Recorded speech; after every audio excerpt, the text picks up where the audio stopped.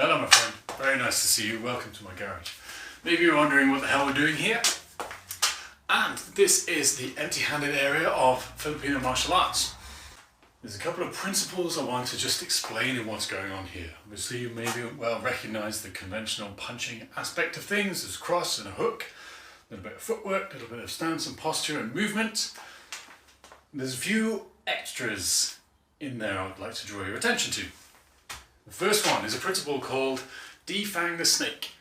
So if we have a snake and it's trying to punch me with its fists, I'm totally going to mix the metaphor here, but if I can hurt, damage or remove the fang, then it can't bite me so easily. That means that I can kill it without getting bitten or having a low percentage chance of getting bitten. So if I can damage your attacking weapons, then it means I've got more chance of getting in close enough to finish you off. Just going to bring in my lovely assistant, Bill. I'm going to get hold of Bob. Bill is trying to punch straight at me. Obviously he's static, so this is kind of takes a bit of imagination to do. And what I'm seeking to do here is elbow the fist and then follow up with something. If we're in this range here, I need to move back a little bit so that my elbow can fit in to here.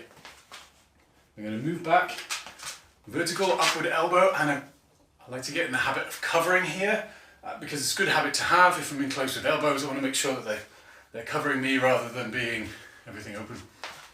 Elbow the fist, I use my right hand to just guide it in slightly. So in combination, I am moving back, elbowing upwards, guiding the hand in.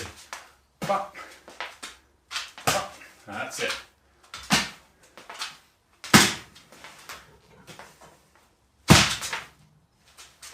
Next thing I'm going to do is just fill the space where the hand was, because hopefully that's stung a little bit. It'll be less so through sparring gloves like this and more so through smaller MMA gloves or even bare knuckle.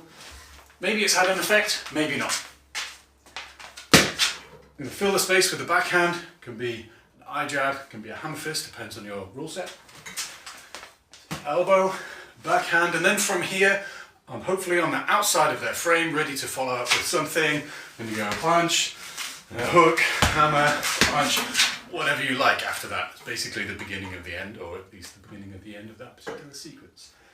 Whatever happens afterwards, I've at least attempted to hurt this fang here, and it may at least slow down that particular punch when it's being thrown at me in the rest of the fight, if this isn't the end. So, punch, hammer, cross, hook. There we have it. So why do I do the hammer to follow up with? So elbow and then this kind of backhand thing here. What is a common punch to follow on after this one? It's this one. 1, 2. Often happens, right? Particularly when we're at longer range. So if I damage this one, but then just bring this guard down again and look to throw my right hand as they're throwing their right hand, then it could be a no-score draw, could both connect with each other, or maybe if they're faster and they have the forward momentum, that might not end well for me. So if I use this backhand here, see how I'm still covering my chin, then maybe it'll intercept that line, maybe it'll hit, maybe it'll intercept their arm, maybe it'll just fill the space, because if someone gets hit and then suddenly flashes, they go, whoop. Who knows? In the end, it doesn't really matter. I'm just looking to try and cover the high percentage follow-up lines.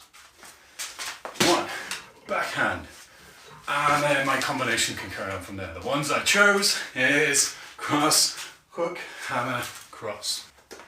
So how to make this work more frequently than just standing and waiting. Yeah, got you.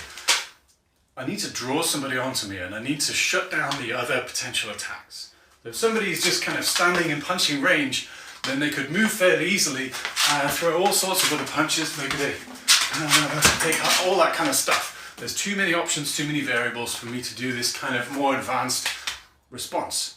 So I need to draw them onto me and limit their particular attacks. And the way I'm going to do that is with movement. I'm going to be moving back and circling somewhat. Here it is.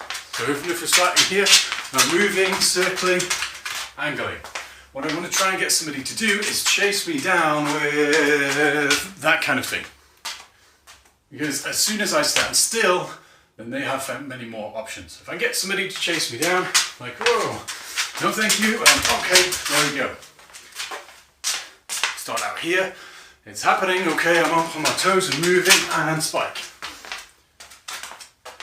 My toes are moving, no thanks, spike, and I come back in.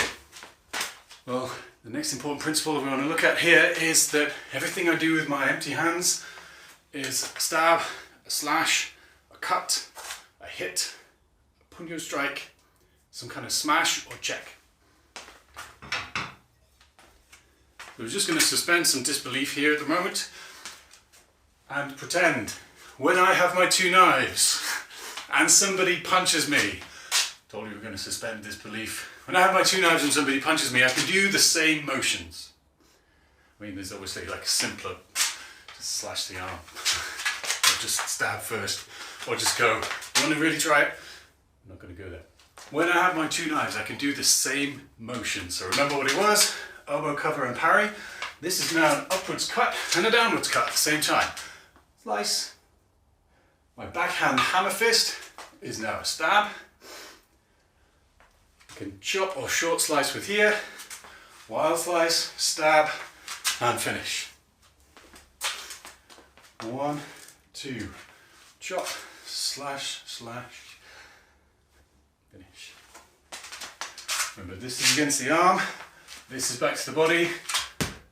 Short slash, wild slash, backhand stab, finish. Change the finish to however you like. 1, 2. As well, with slightly longer weapons, I might want to change my range very slightly. So maybe I'm going to step all the way back with this one and back in here. 1, 2.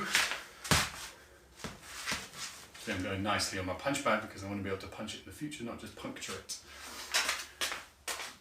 1, 2, slash, yeah.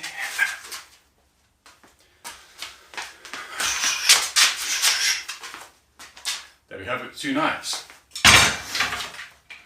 If we want to practice this with a buddy, but we want to stay a little further apart for whatever reason, we can use sticks as an extension of my body. It's the same with any object we want to pick up really. I want to become fluid and proficient enough that it just feels like my limb is now extended to the end here and it happens to be sharp. Well, my limb is now extended to the end here and it means that I've got, that's going to seem weird, I've got 2 elbows and I can generate a lot more force and a lot more momentum imparted at the end here. This same pattern practiced as a partner, I'm going to go. Remember what we had is elbow coming up, right hand parrying down. I'm going to bring the stick up, backhand, hit, hook, backhand, cross, up, backhand, hit, hook, backhand, cross.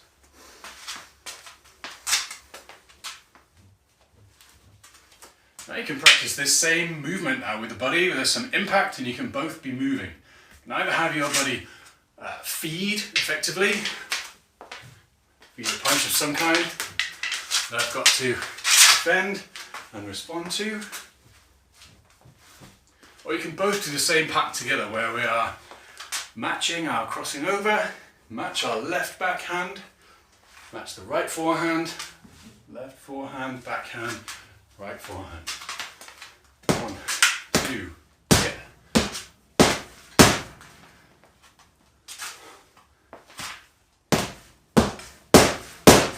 You see how I still have to turn my hips to practice my body mechanics in there, practice my footwork. 2.